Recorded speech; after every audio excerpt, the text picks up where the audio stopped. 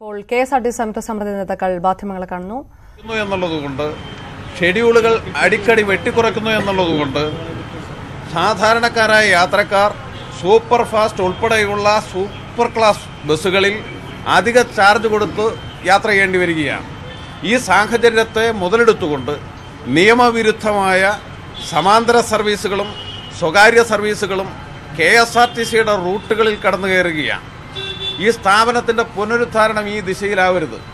Government ഇക്കാര്യം അംഗീകരിച്ചു, സർക്കാർ ഇക്കാര്യം അംഗീകരിച്ചുകൊണ്ട് വളരെ പെട്ടെന്ന് ഒരു റിപ്പോർട്ട് തയ്യാറാക്കുന്നതിന് വേണ്ടി ബഹുമാനപ്പെട്ട ഗതാഗത സെക്രട്ടറി ഏൽപ്പിച്ചു. പിന്നീട് നടന്ന ചർച്ചകളിൽ ഞങ്ങൾ ഈ വിഷയം ഉന്നയിച്ചപ്പോൾ ഗതാഗത സെക്രട്ടറി KSRTC മാനേജിംഗ് ഡയറക്ടറുമായി ചർച്ച ചെയ്തുകൊണ്ട് അന്തിമ റിപ്പോർട്ട് KSRTCക്ക് കൊടുത്തിട്ടുണ്ട് എന്നാണ് പറഞ്ഞത്.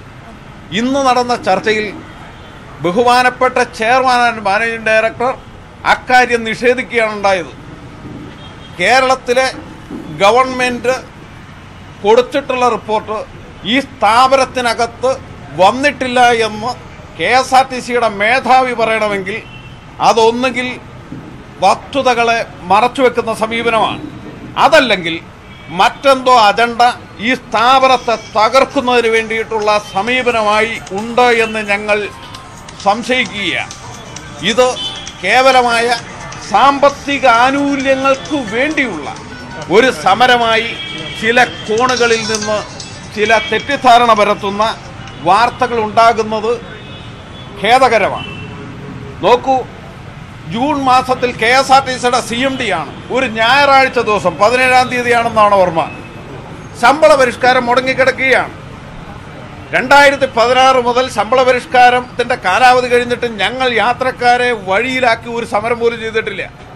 മാനേജ്മെൻറ്റ് തന്നെ ന്യായമായി ഈ ആവശ്യത്തിന് വേണ്ടി ഒരു ഉത്തരവിറക്കി ഞങ്ങളെ ചർച്ചയ്ക്ക് വിളിച്ചു. ഞങ്ങൾ ആ ചർച്ചയോട് വളരെ ക്രിയാത്മകമായി പ്രതികരിച്ചു. മുൻപ് കൊടുത്തിരുന്ന ചാർട്ടർ ഓഫ് ഡിമാൻഡിൽ നിന്ന് വ്യത്യസ്തമായി ഞങ്ങൾക്കൊന്നും വേണ്ട, ചർച്ച ചെയ്യണം. ചർച്ച ചെയ്യാൻ മന്ത്രിതലത്തിൽ ഡിസംബർ മാസത്തിൽ ചർച്ച ചെയ്യും എന്ന് തീരുമാനിച്ചു. ട്രാൻസ്പോർട്ട് തൊഴിലാളിക്ക് ഈ രാജ്യത്തുണ്ടാകുന്ന വിലക്കയറ്റത്തിൽ നിന്ന് മാറി നിൽക്കാൻ വേണ്ടി കഴിയുമോ? ഞങ്ങൾ കൂലി കൂടുതൽ ചോദിച്ചാൽ അത് മഹാപരാധമായി കാണുന്നത് തെറ്റായ സമീപനമാണ്. അതുകൊണ്ട് ആ ഡിമാൻഡ് ഉൾപ്പെടെ ഒരു സംശയവും വേണ്ട, തൊഴിലാളിയുടെ ന്യായമായ ആവശ്യങ്ങൾ ഉൾപ്പെടെ. അതോടൊപ്പം തന്നെ താൽക്കാലിക ജീവനക്കാർ ഈ സ്ഥാപനത്തിന് വേണ്ടി 10-12 വർഷക്കാലം ഇവർ വലിഞ്ഞു കയറി വന്നതൊന്നുമല്ല. ഈ സ്ഥാപനത്തിൽ ഏറ്റവും കുറഞ്ഞ കൂലിക്ക് പണിയെടുത്തിരുന്നവരാണ്. അത് ഒരു കോടതി ഉത്തരവിൻ്റെ അടിസ്ഥാനത്തിൽ മാറ്റി നിർത്തി. അതേ ബഹുമാനപ്പെട്ട ഹൈക്കോടതിയുടെ വിധിയുടെ തന്നെ ഒരു ഇടക്കാല ഉത്തരവിലൂടെ ആവശ്യമെങ്കിൽ കോർപ്പറേഷൻ അവരെ സംരക്ഷിക്കാനുള്ള അവസരം ഉണ്ടായിരുന്നു.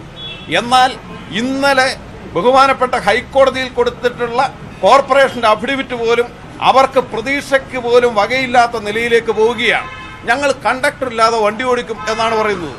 പുതിയ കാലഘട്ടത്തിൽ ഡ്രൈവർമാരില്ലാതെ വാഹനങ്ങൾ ഓടിക്കാവുന്ന നിലയിലേക്കെല്ലാം പോവുകയാണ്. KSRTCയിൽ അത് വളരെ വേഗം നടപ്പിലാക്കുമെന്നുള്ള ആശങ്കയെല്ലാം ഞങ്ങൾക്കുണ്ട്.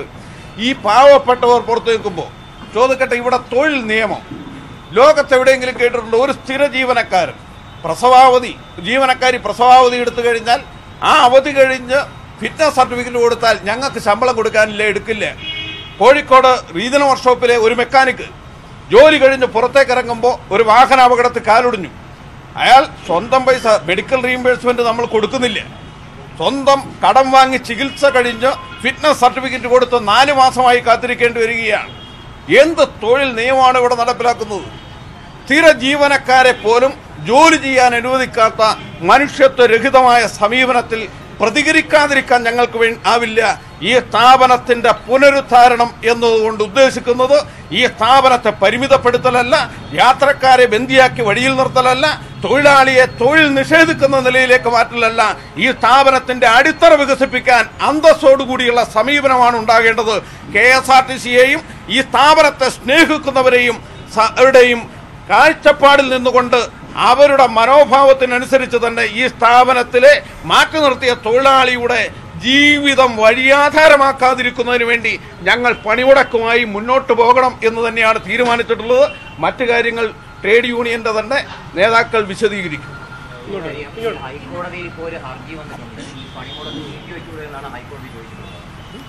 നിയമപരമല്ല, പണിമുടക്ക് നിയമപരമല്ല എന്നും ഇത് നീട്ടിവെച്ചുകൂടെ എന്നുള്ളൊരു സംശയവും പണിമുടക്ക് ഞങ്ങൾ ബഹുമാനപ്പെട്ട ഹൈക്കോടതിയെയും നിയമവ്യവസ്ഥയെ അംഗീകരിക്കുന്നവരാണ്.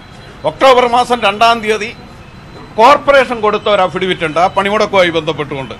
അന്ന് ഞങ്ങളോട് കോടതി ചോദിച്ചു, നിങ്ങൾക്കിത് ചർച്ച ചെയ്ത് പരിഹരിച്ചുകൂടെ? കോർപ്പറേഷൻ കൊടുത്ത അഫിഡവിറ്റ് പറഞ്ഞത് എന്താ? ഞങ്ങൾ ചർച്ച ചെയ്യുകയാണ്. ഞങ്ങൾ ആ ചർച്ചയോട് സഹകരിച്ചില്ലേ? സെപ്റ്റംബർ മാസം 30-ാം തീയതി ആ ഡിമാൻഡുകളിൽ ഒന്നും എടുക്കാതെ ചർച്ചയ്ക്ക് തയ്യാറായ സാഹചര്യത്തിൽ അനിശ്ചിതകാല പണിമുടക്ക് ഞങ്ങൾ മാറ്റിവെച്ചു. ഒക്ടോബർ മാസത്തിലും നവംബർ മാസത്തിലും ഡിസംബർ മാസം 3 മാസക്കാലം ചർച്ച ചെയ്തു. ചർച്ച ചെയ്യുന്നത്, തീരുമാനമെടുക്കുന്നത് നടപ്പിലാക്കാനല്ലെങ്കിൽ നിയമപരമായി ട്രേഡ് യൂണിയൻ ആക്ട് അനുസരിച്ച് പണിമുടക്കാൻ പണിയെടുക്കുന്ന തൊഴിലാളിക്ക് അവകാശമുണ്ട്. അത് തൊഴിലാളി ശമ്പളം നിഷേധിച്ചുകൊണ്ട് പണി മുടക്കുന്നത് അവർ മറ്റു മാർഗങ്ങളെല്ലാം അടയുമ്പോൾ മാത്രമാണ്. രാത്രി മുതൽ അപ്പോൾ ആരെങ്കിലും വാഹനം എടുക്കാൻ തയ്യാറായാൽ നിങ്ങൾ തടയുമോ? ഞങ്ങൾ പ്രതീക്ഷിക്കുന്നത് ഇതാകെ ട്രാൻസ്പോർട്ട് തൊഴിലാളികളുടെ വികാരമാണ്. പരസ്യമായി ഇപ്പോൾ പണിമുടക്ക് രംഗത്ത് വരാത്തവരോട് ഞങ്ങൾ അഭ്യർത്ഥിക്കുന്നത് ഈ സ്ഥാപനത്തിന്റെ സംരക്ഷണം, തൊഴിലാളികളുടെ സംരക്ഷണം, അതിലുപരി KSRTCയെ സ്നേഹിക്കുന്ന ലക്ഷക്കണക്കായ യാത്രക്കാരുടെ യാത്രാവശ്യമെല്ലാം മുൻനിർത്തിയുള്ള സമരം എന്നുള്ള നിലയിൽ അവർ കൂടി മുന്നോട്ട് വരും. ആകെ തൊഴിലാളികൾ ഈ പണിമുടക്ക് ഏറ്റെടുക്കും എന്ന് തന്നെയാണ് ഞങ്ങൾ പ്രതീക്ഷിക്കുന്നത്. അത്തരം ഒരു സമീപനം ഒരു ഘട്ടത്തിലും തൊഴിലാളി സംഘടനകൾ സ്വീകരിച്ചിട്ടില്ല. തടയില്ല, ബസ് ഓടാൻ താല്പര്യപ്പെട്ട് വരുന്നവരെ തടയില്ല എന്നുള്ളതാണോ? അക്കാര്യത്തിലൊരു സംശയമില്ലല്ലോ. പണിമുടക്ക് നോട്ടീസ് കൊടുത്തിട്ട് ഇന്ന് അർദ്ധരാത്രിക്കുള്ള പണിമുടക്ക് നോട്ടീസ് കൊടുത്തിട്ട് 15 ദിവസമായി. ഇന്നാണ് രാവിലെ ബഹുമാനപ്പെട്ട CMD ഒരു ചർച്ചയ്ക്ക് പോലും തയ്യാറായത്. ചർച്ചയിൽ അദ്ദേഹം ധിക്കാരപരമായ നിലപാടാണ് സ്വീകരിച്ചത്. അദ്ദേഹം വന്നത് മുതൽ അദ്ദേഹം സ്വീകരിച്ചിരിക്കുന്ന അതേ നിലപാടുകൾ തന്നെയാണ് ഇന്നും സ്വീകരിച്ച് കണ്ടത്. ഒരു സമരത്തെ ഒത്തുതീർപ്പാക്കുന്നതിനുള്ള ഒരു അന്തരീക്ഷം അല്ല അദ്ദേഹത്തെ മാനേജ്മെന്റിന്റെ ഭാഗത്ത് നിന്ന് ഇവിടെ ഉണ്ടായത്. KSRTC സമരസമിതി പണിമുടക്കിൽ നിന്ന് പിന്മാറുകയില്ല.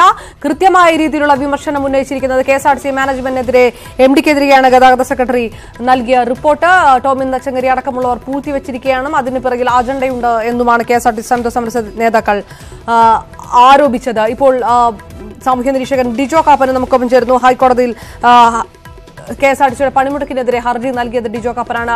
ശ്രീ ഡിജോ കാപ്പൻ, ഹൈക്കോടതി ഈ വിഷയത്തിനകത്ത് ഇടപെടുമ്പോൾ പോലും സമരത്തിൽ നിന്ന് പിൻവാങ്ങാൻ കഴിയുകയില്ല, ഞങ്ങൾ 2 ആഴ്ച മുൻപ് നോട്ടീസ് നൽകിയതാണ് എന്നുള്ളൊരു നിലപാടാണ് സമരസമിതി നേതാക്കൾ ഇപ്പോൾ അല്പം മുൻപ് മാധ്യമപ്രവർത്തകരോട് പ്രതികരിച്ചിരിക്കുന്നത്.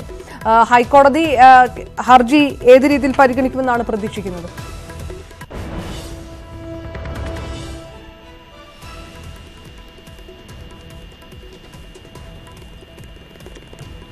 ഡിജോ കാപ്പൻ, താങ്കൾക്ക് കേൾക്കാമെന്ന് പ്രതീക്ഷിക്കുന്നു.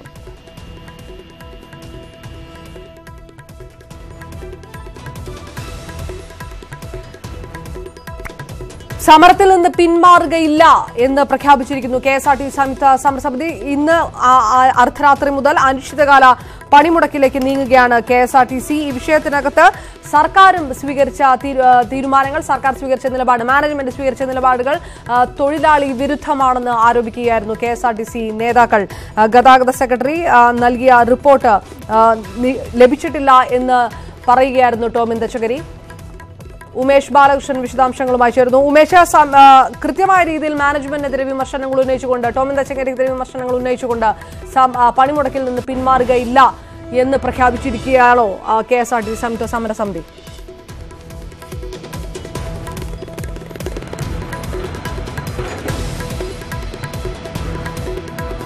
KSRTC സംയുക്ത സമരസമിതി നേരത്തെ പ്രഖ്യാപിച്ചിരുന്ന പണിമുടക്കിൽ നിന്ന് പിന്നോട്ട് പോകേണ്ട എന്നുള്ള തീരുമാനമാണ് ഇപ്പോൾ എടുത്തിരിക്കുന്നത്. രാവിലെ 10 മണിയോടുകൂടി തന്നെ KSRTC MD ടോമിൻ തച്ചങ്കരിയുമായി ഇവർ ചർച്ച നടത്തി. പ്രധാനമായും മുന്നോട്ട് വെച്ച 12 ആവശ്യങ്ങളിൽ 3 ആവശ്യങ്ങളെങ്കിലും നടപ്പാക്കണമെന്നുള്ള ആവശ്യമാണ് ഇവർ മുന്നോട്ട് വെച്ചത്. അതായത് താൽക്കാലിക ജീവനക്കാരെ, പിരിച്ചുവിട്ട താൽക്കാലിക ജീവനക്കാരെ നിയമാനുസൃതമായി തിരിച്ചെടുക്കുക എന്നുള്ളത്. രണ്ടാമത്തെ ആവശ്യം ശമ്പള പരിഷ്കരണം നടപ്പിലാക്കുക എന്നുള്ളത്. മുടങ്ങിക്കിടക്കുന്ന DA നടപ്പിലാക്കുക എന്നീ ആവശ്യങ്ങൾ ഉന്നയിച്ചായിരുന്നു. കൂടാതെ ഡ്യൂട്ടി പരിഷ്കരണത്തിലെ ഉമേഷ്, ഒരു മിനിറ്റ് തിരികെ. ഇപ്പോൾ സാമൂഹ്യ നിരീക്ഷകൻ ഡിജോ കാപ്പൻ നമുക്കൊപ്പം ചേരുന്നു. ഡിജോ കാപ്പൻ, ഹൈക്കോടതി ഹർജി ഏത് രീതിയിൽ പരിഗണിക്കും എന്ന് ചോദിക്കുമ്പോൾ പോലും ഞങ്ങൾ 2 ആഴ്ച മുൻപ് നോട്ടീസ് നൽകിയതാണ്, എന്നിട്ട് സമരത്തിലേക്ക് നിർബന്ധിതമാകുകയായിരുന്നു എന്നുള്ളൊരു അഭിപ്രായമായിരുന്നു സംയുക്ത സമര നേതാക്കൾ അല്പം മുൻപ് മാധ്യമപ്രവർത്തകർക്ക് മുന്നിൽ നടത്തിയത്. എങ്ങനെയാണ് പ്രതികരണം? KSRTC വലിയൊരു സാമ്പത്തിക പ്രതിസന്ധിയെ അതിജീവിക്കും എന്ന ഒരു തോന്നൽ പൊതുസമൂഹത്തിന് ഉണ്ടായിക്കൊണ്ടിരിക്കുമ്പം അതിനെതിരായിട്ട് ആരുടെ ഭാഗത്തുനിന്ന് നടപടി ഉണ്ടായാലും അത് സ്വീകാര്യമല്ല. എന്തായാലും ഇവര് വണ്ടിയോട് ലാഭം ഉണ്ടാക്കിയിട്ടല്ല KSRTCന് ശമ്പളവും പെൻഷനും കൊടുത്തുകൊണ്ടിരിക്കുന്നത്. ജനങ്ങളുടെ നികുതി പണം എടുത്തുകൊണ്ട് ശമ്പളവും പെൻഷനും കൊടുക്കുന്നു. സുപ്രീം കോടതി കഴിഞ്ഞ 2 ആഴ്ച മുമ്പ് പറഞ്ഞ പരാമർശം എന്തിന് ഇത് ഇങ്ങനെ മുന്നോട്ട് കൊണ്ടുവന്നത് പൂട്ടിക്കൂടെ എന്ന് വരെ സുപ്രീം കോടതിയിൽ നിന്ന് ചോദ്യമുണ്ടായ അവസരത്തിൽ ആ ചോദ്യത്തിന് പ്രസക്തി ഉണ്ടാകുന്ന നടപടിയിലേക്ക് ട്രേഡ് യൂണിയനുകൾ പോയാൽ ഇരിക്കുന്ന കമ്പ് മുറിക്കുന്നതിന് തുല്യമായിരിക്കും. ഇവരുടെ ലക്ഷ്യം ഈ പറയുന്ന അവകാശങ്ങളൊന്നുമല്ല. കഴിഞ്ഞ കാലങ്ങളിലൊക്കെ ഇങ്ങനെ സമര നോട്ടീസ് നടത്തിയിട്ട് ഇവർക്ക് മറ്റു ചില നേട്ടങ്ങൾക്ക് വേണ്ടിയിട്ടാണ്. ഇപ്പം ഡ്യൂട്ടി പരിഷ്കരണം വന്നു കഴിഞ്ഞപ്പോൾ ഇതിന്റെ നേതൃത്വത്തിലിരിക്കുന്ന ഇൻസ്പെക്ടർമാരായ ആളുകള് അവരൊക്കെ ഒരു പക്ഷേ ലൈനിൽ പോകേണ്ടി വരും എന്നുള്ള ഒരു തോന്നൽ കൊണ്ട് ആ കാര്യങ്ങളിൽ ആണ് അത് പരസ്യമായിട്ട് പറയാൻ കഴിയാതെ മറ്റു കാര്യങ്ങൾ ചൂണ്ടിക്കാണിച്ചുകൊണ്ട് സമരം ചെയ്യുന്നത്. കഴിഞ്ഞകാല ചരിത്രം പരിശോധിച്ചാൽ അത് കൃത്യമായിട്ട് മനസ്സിലാകും. എന്തായാലും ഇത് KSRTCയുടെ നിലനിൽപ്പിന് നല്ലതല്ല. ജീവനക്കാർ ഒരു കാര്യം മനസ്സിലാക്കണം, ഇവരെപ്പോഴും പറയും ചോറുണ്ടെങ്കിലേ ചിത്രം എഴുതാൻ പറ്റുള്ളൂ എന്നുള്ളത്. ആദ്യം ഈ സ്ഥാപനം നിലനിൽക്കട്ടെ. ഈ സ്ഥാപനം നിലനിന്നതിന് ശേഷം ഇതിനകത്ത് വരുമാനം ഉണ്ടെങ്കിൽ ഇവർക്ക് എത്ര ശമ്പളം കൂട്ടിക്കൊടുക്കുന്നതിനും കുഴപ്പമില്ല. അല്ലാതെ പൊതുഖജനാവിൽ നിന്ന് ഈ എല്ലാ വർഷവും എല്ലാ മാസവും 50-60 കോടി രൂപ കൊടുത്തുകൊണ്ടാണ് ഇപ്പോൾ ഈ സ്ഥാപനം നിലനിർത്തുന്നത്. അല്ലാതെ ഇവര് വണ്ടി ഓടിച്ച് ലാഭം ഉണ്ടാക്കിയിട്ടല്ല ഇവര് ശമ്പളവും പെൻഷനും മേടിക്കുന്നത്. ഡിജോ, ഹൈക്കോടതിയിൽ കൊടുത്തിരിക്കുന്ന ഹർജിയിൽ ഏതെങ്കിലും രീതിയിലുള്ള ഒരു തീരുമാനത്തിലേക്ക് കോടതി പോവുകയുണ്ടായോ? കോടതി ചോദിക്കുകയാണ് ചെയ്തത്, സമരം നീട്ടിവെച്ചുകൂടെ എന്നുള്ളൊരു പരാമർശം മാത്രമാണോ കോടതിയുടെ ഭാഗത്തുനിന്നുണ്ടായത്? അല്ല, കോടതി എന്നാണ് പറയുന്നത് നമുക്കറിയാൻ പറ്റില്ല. എന്തായാലും പൊതുസമൂഹം ഉള്ള ഒരു ഇതിനകത്തുള്ള ഒരു ആശങ്ക, ഞങ്ങളുടെ നികുതി പണം എടുത്ത് എല്ലാ മാസവും ശമ്പളവും പെൻഷനും കൊടുത്തുകൊണ്ടിരിക്കുന്ന ഒരു സ്ഥാപനം വീണ്ടും അവകാശങ്ങൾക്ക് വേണ്ടി ഈ പണിമുടക്ക് നടത്തുന്നത് വഴി ജനങ്ങൾക്കുള്ള സഞ്ചാര സ്വാതന്ത്ര്യം ട്രേഡ് യൂണിയൻ നേതാക്കന്മാർ നിഷേധിക്കുകയാണ്. അത് ഒരിക്കലും ശരിയല്ല. അവരോർക്കണം, ഇതിനെ തീറ്റിപ്പറ്റാൻ വേണ്ടി കേരള സമൂഹം എത്രമാത്രം ത്യാഗം സഹിച്ച് ഇന്ത്യയിൽ ഏറ്റവും കൂടുതൽ ബസ്സുകൂലി കൊടുക്കുക ഈ സ്ഥാപനത്തിന്റെ പേരിൽ. ഞാൻ തിരികെ വരാം. ദയവായി തുടരുക ഡിജോ. ഹൈക്കോടതിയിൽ നിന്നുള്ള വിശദാംശങ്ങളുമായി എൻ ശ്രീനാഥ് നമുക്ക് ചേർന്നു. ശ്രീനാഥ്, സമരവുമായി ബന്ധപ്പെട്ട് ഹൈക്കോടതിയുടെ നിന്നുള്ള പുതിയ വിശദാംശങ്ങൾ എന്താണ്? സമരത്തിനെതിരെയാണ് ഹൈക്കോടതി ഇന്ന് നിലപാട് വ്യക്തമാക്കിയത്. KSRTCയിൽ തൊഴിലാളി സമരം നടക്കുമ്പോൾ അത് ഒത്തുതീർപ്പ് ചർച്ചകൾ നടന്നുകൊണ്ടിരിക്കുകയാണ്. ഈ സാഹചര്യത്തിൽ പെട്ടെന്ന് ഒരു സമരത്തിലേക്ക് നീങ്ങേണ്ട കാര്യം എന്താണ് എന്ന് ഹൈക്കോടതി ചോദിച്ചു. നേരത്തെ സമരം നിയമപരമല്ല എന്ന് ചൂണ്ടിക്കാട്ടി നിരവധി ഉത്തരവുകൾ സുപ്രീം കോടതിയുടെ ഭാഗത്തു നിന്നുണ്ടായിട്ടുണ്ട്. പ്രത്യേകിച്ച് സിൻഡിക്കേറ്റ് ബാങ്കിന്റെ സമരകാലത്ത് ഇത്തരത്തിലുള്ള ഉത്തരവുകൾ ഉണ്ടായിട്ടുണ്ട്. മാത്രമല്ല, സമരം നടത്തുന്നതിന് മുന്നോടിയായി സ്വീകരിക്കേണ്ട നിരവധി നടപടിക്രമങ്ങളുണ്ട്. ഈ നടപടിക്രമങ്ങളൊന്നും തന്നെ ഈ കേസിൽ പാലിച്ചിട്ടില്ല. മാത്രമല്ല, നേരത്തെ നോട്ടീസ് നൽകി എന്നത് സമരം നടത്താനുള്ള അനുമതിയല്ല എന്ന് ഹൈക്കോടതി വ്യക്തമാക്കി. പ്രശ്നങ്ങൾ പരിഹരിക്കുകയാണ് പ്രധാനം, അല്ലാതെ സമരം പ്രകടനം നടത്തുകയല്ല ഏറ്റവും പരമപ്രധാനമായിട്ടുള്ള കാര്യം. നിയമപരമായ പരിഹാര മാർഗങ്ങൾ നിലവിലുള്ളപ്പോൾ എന്തിനാണ് നിങ്ങൾ നിയമപരമല്ലാത്ത സമരം എന്ന മാർഗം സ്വീകരിക്കുന്നത് എന്ന് ഹൈക്കോടതി ചോദിച്ചു. KSRTC പണിമുടക്ക് സംബന്ധിച്ച് ഒത്തുതീർപ്പ് ചർച്ചകൾ നടത്തുകയാണ് എന്ന് സർക്കാർ ഹൈക്കോടതി അറിയിച്ചു. ഈ ഒത്തുതീർപ്പ് ശ്രമത്തിന്റെ ഇപ്പോഴത്തെ നില എന്താണ് എന്ന് ഹൈക്കോടതി ചോദിച്ചു. ഇക്കാര്യം അന്വേഷിച്ച് വ്യക്തമാക്കാം എന്ന് സർക്കാർ അഭിഭാഷകനെ അറിയിച്ചു. ഇതിന്റെ അടിസ്ഥാനത്തിൽ 1:45 കേസ് പരിഗണിക്കാം എന്ന് പറഞ്ഞ് മാറ്റിവെക്കുകയായിരുന്നു. 1:45 കേസ് പരിഗണിക്കുമ്പോൾ സർക്കാർ ഇക്കാര്യത്തിൽ ഒരു വിശദീകരണം നൽകണം എന്നാണ് ഇപ്പോൾ ഹൈക്കോടതി ആവശ്യപ്പെട്ടിരിക്കുന്നത്. ഇതിന്റെ അടിസ്ഥാനത്തിലായിരിക്കും ഹൈക്കോടതിയുടെ ഉത്തരവുണ്ടാവുക. തീർച്ചയായും ഡിജോ കപ്പൻ, അതായത് സമരം നിയമപരമല്ല എന്ന് ഹൈക്കോടതി പറഞ്ഞിരിക്കുന്നത്. അന്തിമമായിട്ടുള്ള ഒരു തീരുമാനം അല്ലെങ്കിൽ ഒരു ഉത്തരവ് ഉണ്ടാവുക ഉച്ചയ്ക്ക് ശേഷമാണ്. പക്ഷേ ഹൈക്കോടതി ഇതുവരെ എടുത്തിരിക്കുന്ന നിരീക്ഷണം നിയമപരമല്ല എന്നുള്ളത് തന്നെയാണ്. അതുകൊണ്ട് തന്നെ പക്ഷേ ഒരു അനിശ്ചിതകാല പണിമുടക്കിലേക്ക് പോകുമ്പോൾ ഇനി ഈ വിഷയത്തിനകത്ത് ചെയ്യാൻ കഴിയുന്നത് ഉത്തരവിനു ശേഷം സർക്കാർ സ്വീകരിക്കുന്ന നിലപാട്, പൊതുജനങ്ങൾ സ്വീകരിക്കുന്ന നിലപാട്, അതൊക്കെ ആയിരിക്കും.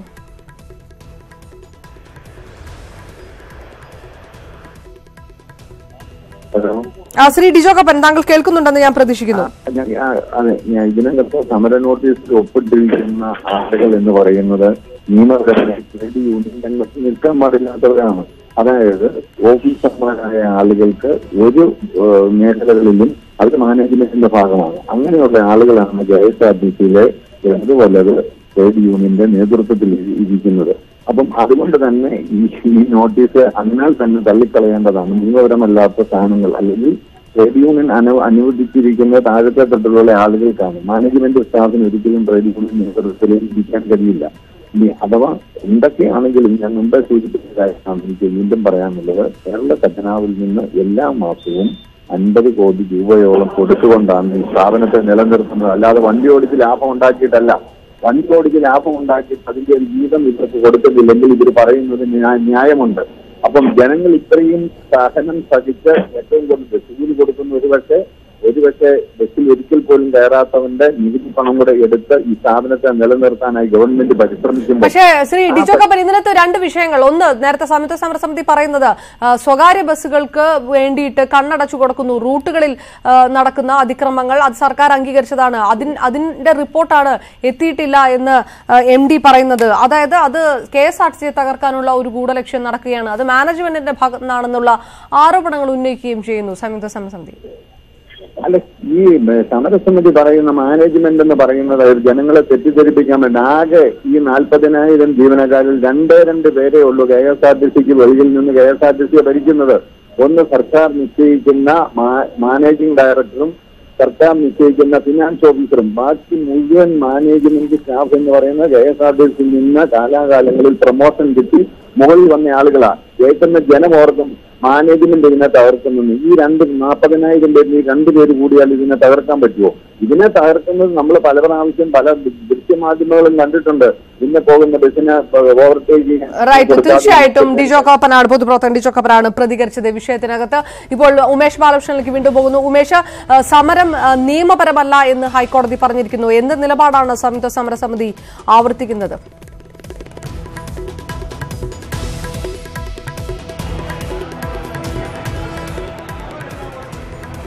തീർച്ചയായും സംയുക്ത സമരസമിതിയുടെ നേതാക്കൾ തന്നെ നമ്മോടൊപ്പം ചേരുന്നുണ്ട്. ഇപ്പോൾ ഹൈക്കോടതി പറഞ്ഞ 2 പരാമർശങ്ങൾ. ഒന്ന്, സമരം നിയമപരമല്ല, നിയമപരമായി തീർപ്പാക്കാൻ കഴിയുന്ന സാഹചര്യം ഉണ്ടായിട്ടും എന്തുകൊണ്ടാണ് അത്തരത്തിൽ പണിമുടക്ക് സമരങ്ങളിലേക്ക് പോകുന്നതെന്ന്. ഇത്തരത്തിൽ നിയമപരമായി ഈ വിഷയങ്ങളെല്ലാം പരിഹരിച്ചുകൂടെ എന്നുള്ളൊരു ചോദ്യവും ഹൈക്കോടതി മുന്നോട്ട് വയ്ക്കുന്നുണ്ട്. എന്താണ് നിങ്ങൾക്ക് പറയാനുള്ളത്? ബഹുമാനപ്പെട്ട കേരള ഹൈക്കോടതിയോടുള്ള എല്ലാ ആദരവും ബഹുമാനവും നിലനിർത്തിക്കൊണ്ട് തന്നെ നമുക്ക് പറയാനൊക്കും KSRTCയിൽ എന്നതുൾപ്പെടെ തൊഴിലാളികൾക്ക് രാജ്യത്ത് ട്രേഡ് യൂണിയൻ പ്രവർത്തനം നടത്താനുള്ളത് ഭരണഘടനാപരമായ അവകാശവും സമരം ചെയ്യാനുള്ളത് നിയമപരമായ അവകാശവുമാണ്. വ്യവസായ തൊഴിൽ തർക്ക നിയമം KSRTCയിലെ തൊഴിലാളികൾക്ക് ബാധകമല്ലേ എന്ന് ഞങ്ങൾക്ക് മനസ്സിലാകുന്നില്ല.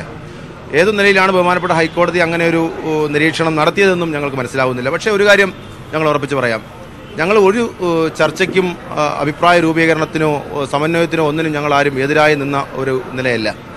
എല്ലാ ചർച്ചയുടെ വാതിലുകളും തുറന്നിട്ടു. ഇപ്പോൾ തന്നെ നമുക്കറിയാം, ജനുവരി മാസം 1-ാം തീയതി പണിമുടക്ക് നോട്ടീസ് കൊടുത്തു. 16-ാം തീയതി അർദ്ധരാത്രി പണിമുടക്ക്. ഇതിനിടയിൽ 16 ദിവസത്തിനിടയിൽ പണിമുടക്ക് തുടങ്ങുന്ന ദിവസം തന്നെ ചർച്ചയ്ക്ക് വിളിക്കുക എന്ന് വച്ചാൽ അതിനർത്ഥം മറ്റു ചില കാര്യങ്ങളാണ്. ഈ പ്രശ്നത്തെ ചർച്ചയിലൂടെ പരിഹരിക്കണം എന്ന ധാരണ ഗവൺമെന്റിനോ മാനേജ്മെന്റിനോ ഇല്ല എന്നുള്ളതാണ് അതുമായി ബന്ധപ്പെട്ട് കൂട്ടിച്ചേർത്ത് വായിക്കേണ്ടത്. മറ്റൊന്ന്, ഒക്ടോബർ മാസം 2-ാം തീയതി ഇതുപോലെ ഒരു അനിശ്ചിതകാല പണിമുടക്കിന് സംയുക്ത ട്രേഡ് യൂണിയൻ നോട്ടീസ് കൊടുത്തപ്പോൾ ആ പണിമുടക്കിനെ ബഹുമാനപ്പെട്ട ഹൈക്കോടതി ഇതേ നിലയിൽ തന്നെ നിരീക്ഷിച്ചുകൊണ്ട് പണിമുടക്ക് നിരോധിക്കുന്ന ഒരു ഉത്തരവ് പുറപ്പെടുവിപ്പിച്ചു. എന്നാൽ നിയമപരമായി പരിഹരിക്കാനുള്ള സാധ്യതകൾ തേടിയായിരുന്നു. ബഹുമാനപ്പെട്ട തൊഴിൽ ഗതാഗത വകുപ്പ് മന്ത്രിമാർ ലേബർ കമ്മീഷണറുടെ സാന്നിധ്യത്തിൽ KSRTC മാനേജ്മെന്റ് സാന്നിധ്യത്തിൽ ചർച്ച നടത്തി. ആ ചർച്ചയിലൂടെ ആദ്യത്തെ ചർച്ചയിൽ പ്രാഥമികമായ തീരുമാനമൊന്നും ഉണ്ടായില്ല എങ്കിൽ പോലും ബഹുമാനപ്പെട്ട കോടതിയുടെ ഉത്തരവ് കൂടി പരിഗണിച്ചുകൊണ്ട് ഞങ്ങൾ പണിമുടക്ക്. ഉമേഷ് ബാലകൃഷ്ണനാണ് വിശദാംശങ്ങൾ നൽകുന്നത്. ഇപ്പോൾ ഉമേഷിനോട് പ്രതികരിക്കുകയായിരുന്നു KSRTC സംയുക്ത സമരസമിതി നേതാവ്. നിയമപരമല്ല സമരം എന്നുള്ള ഹൈക്കോടതി പരാമർശം, പക്ഷേ സമരം ചെയ്യാനുള്ള അവകാശം KSRTC യൂണിയനുണ്ട് എന്ന് ആവർത്തിക്കുകയായിരുന്നു അദ്ദേഹവും.